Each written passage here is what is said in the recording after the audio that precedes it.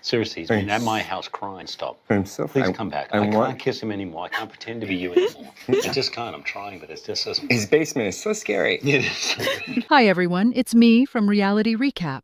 Welcome back to my channel. So, the past week or so has not been kind to Ryan Reynolds and Blake Lively, either in the courtroom or court of public opinion, especially about the lawsuit. Balon against Blake and Ryan, Leslie Sloan or Stephanie Jones against just about everybody, or even Blake and Ryan against everybody. Either way, we discovered the phony lawsuit last week. The idea there is that they perhaps used a shell company to gain evidence they were not entitled to, without sufficiently warning the parties they were going after, and to cover for a violation by Stephanie Jones when she shared confidential information with Lively or Sloan in August. They were trying to make it look more legitimate by getting the information through legal channels like a lawsuit, but still took the backdoor route using a shell company, Vanzan, without even letting Janelle know that they had her phone. And they didn't even really sue them for all the pieces to fall into place, making it look like Balon was the one being targeted, or Jenny. If you desire the complete play-by-play of all the drama,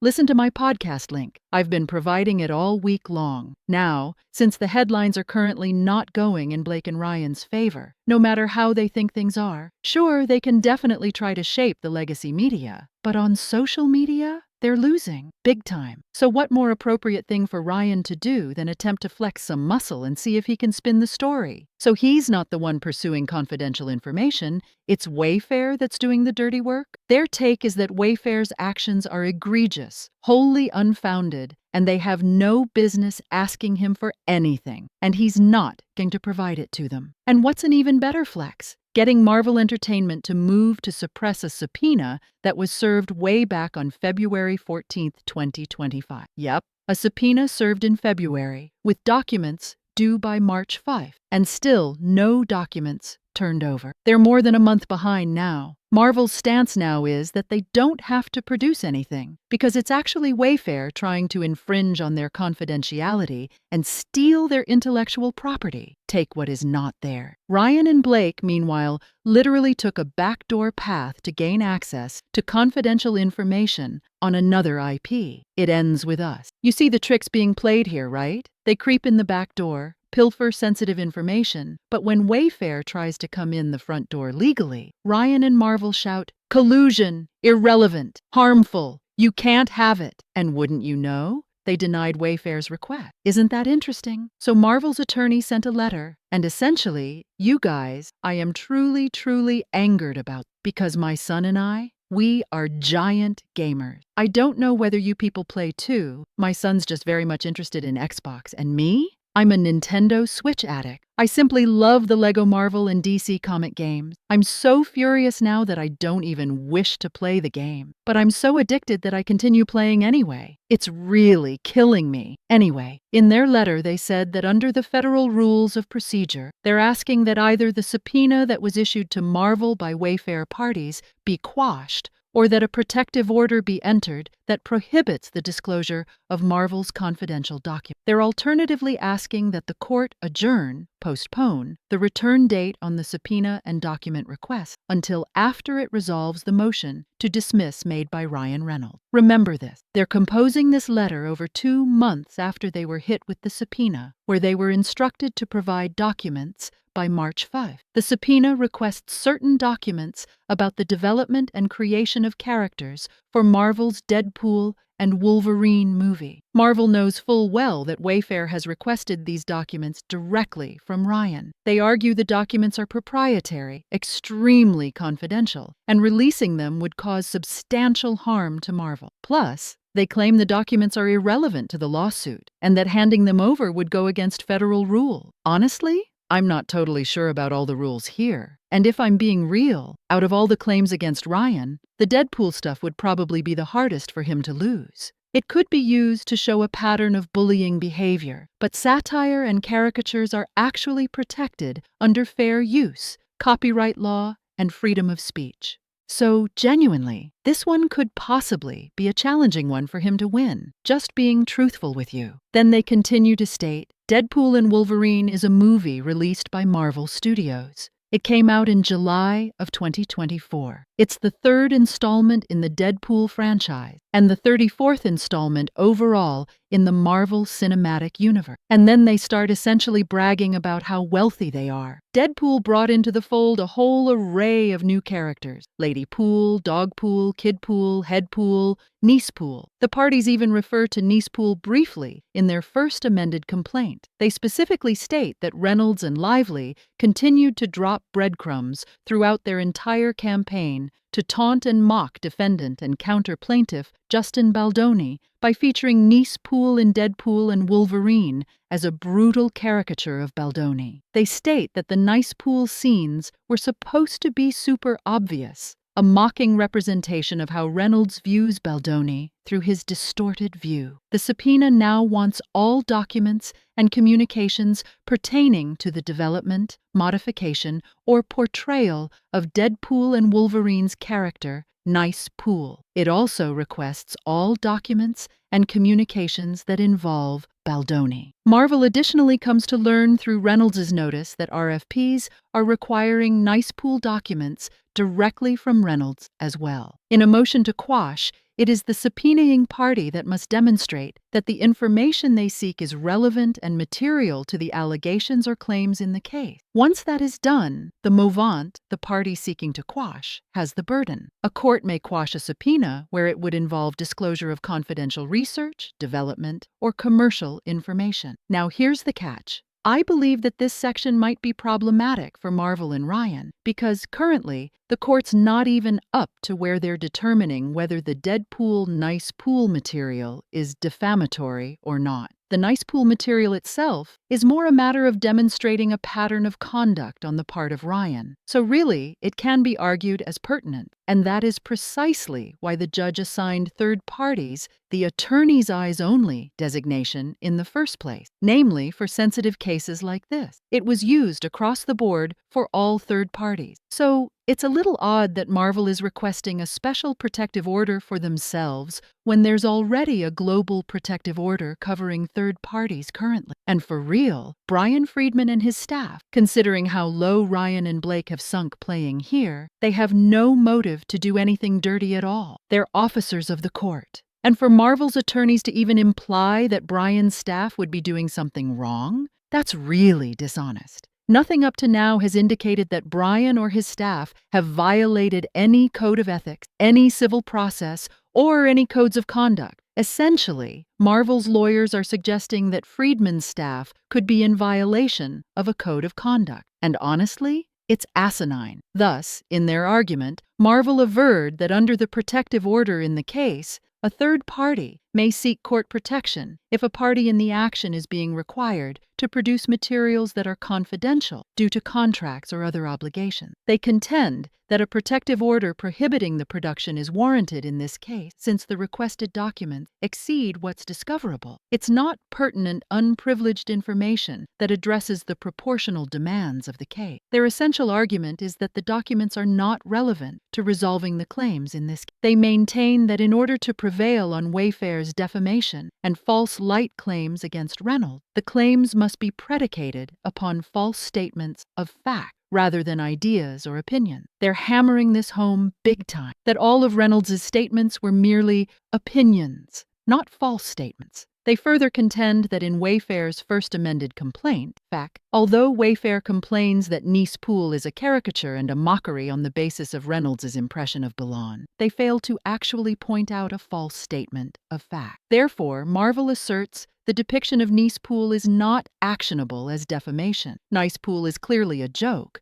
not on the basis of any factual occurrence, according to Marvel. And intriguingly, Marvel notes that in Wayfair's opposition to Reynolds' motion to dismiss, they never even mention Nice Pool. They're also contending that the requested documents are irrelevant. And genuinely, in all fairness, Ryan himself didn't blow Nice Pool out of proportion in his motion to dismiss. He did mention it, but it wasn't the central part of his defense. Ryan's motion was primarily aimed at the predator comments. That's where he focused his energy.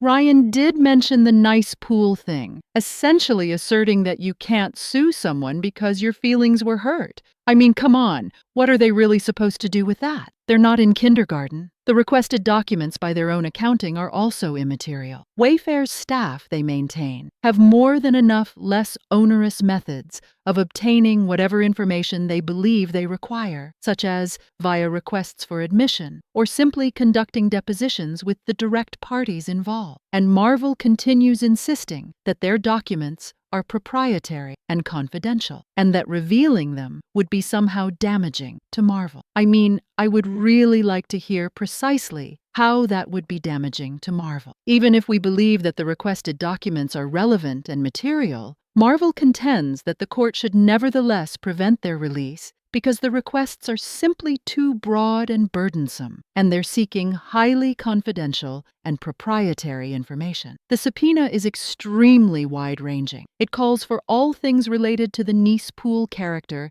in a large movie, and all things related to an actor, from apparently anyone with some connection to Marvel. That includes production drafts, scripts, production notes, and effectively a mountain of documents related to the movie. The court, they note, has already acknowledged that records concerning the production of creative works are confidential and should be given additional protection. And they argue that these specific documents are even more sensitive because they involve a character in an ongoing movie series. Marvel attributes success with the MCU as a result of how they've woven together storylines, plots, and characters through hundreds of titles, and how the public is constantly trying to anticipate what's next. They contend that allowing any information to seep out about upcoming releases would damage them significantly, and they must protect that information intensely. Their secrecy issues, they assert, are even greater here because, as the court itself has pointed out,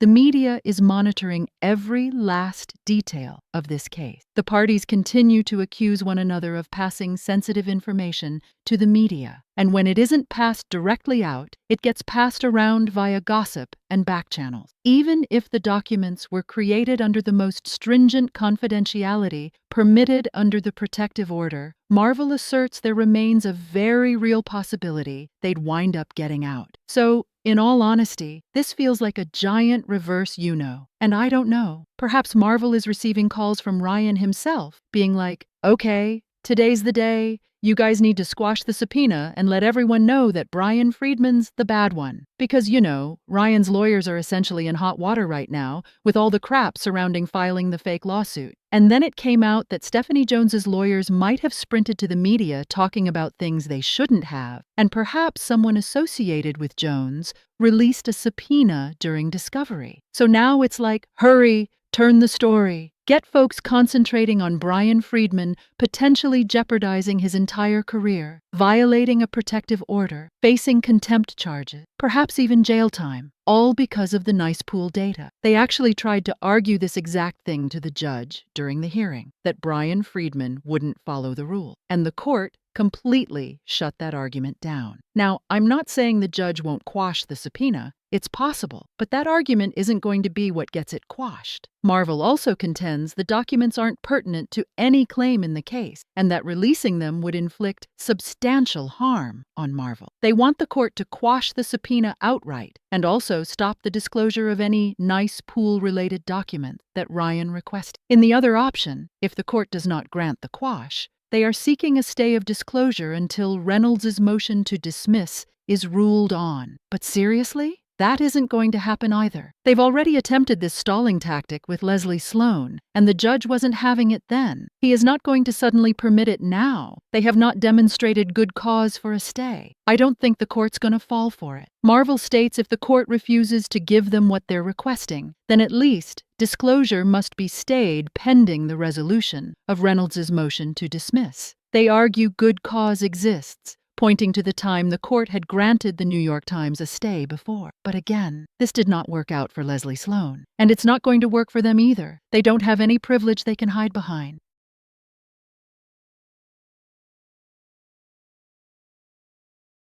The confidential information already has an AEO in place. These are just my opinion. However, the discovery being sought from Marvel is extremely broad. Disclosing these confidential documents would prejudice Marvel, and Reynolds' motion presents substantial ground for dismissal. At the same time, the Wayfair parties wouldn't be prejudiced by a stay. They certified they made a good faith effort to have a conversation with the party. Just to be clear, Judge Lehman never once signaled that Ryan's motion to dismiss had substantial grounds for dismissal. He never made that indication. They're taking language he used about the New York Times and the litigation shield it has under New York state law and twisting it. He has never at any point said Ryan had grounds or substantial grounds for dismissal. And when Leslie tried using the same arguments, her stay was denied. The stay was flat out denied. Now, Leslie's documents are actually even more relevant here. I don't know if the judge is going to allow it. Maybe he'll think it's too broad.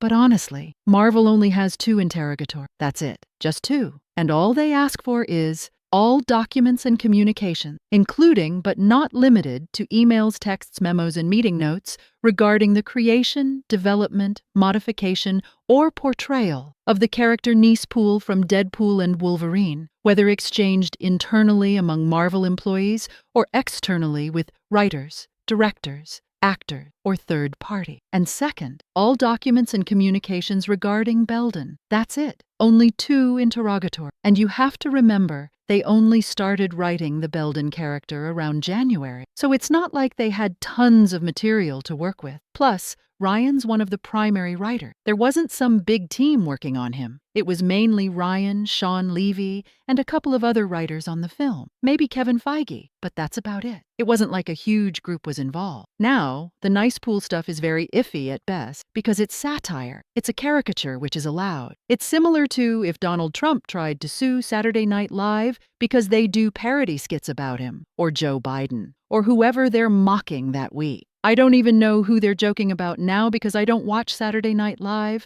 but you get the point. It's like going after a sketch comedy show for making a parody. So I really don't know what the judge is going to rule, but I personally don't think the arguments for a stay are going to work. I just find it really ironic that the minute Ryan is being accused of shady behavior and his attorneys are being accused of unethical conduct, suddenly they're circling back with a court filing through Marvel. And honestly, the timing is just suspicious. They're past the discovery date. They've missed the deadline. At this point, a motion to compel Marvel to provide discovery could be filed because the interrogatory's deadline has already passed. And now they're trying to get it quashed to avoid having to comply. But again, they're filing this the same week that all this stuff about Ryan and Blake is breaking? I don't think that's a coincidence. Marvel wants to protect Ryan. And to me, this is more evidence of the kind of influence Ryan Reynolds has in Hollywood. He can get studios and comic companies to go on record and make it seem like Baldoni is crazy just for asking these questions, and somehow shift the narrative to make it seem like his lawyers are the real danger, not the ones who filed a fake lawsuit and took a backdoor to steal intellectual property from Justin's studio. Let's not forget, Wayfair Studios is Ryan's competitor, and honestly, the only people who have actually violated privacy and leaked confidential proprietary information at this point are Blake Lively, Ryan Reynolds, Leslie Sloan,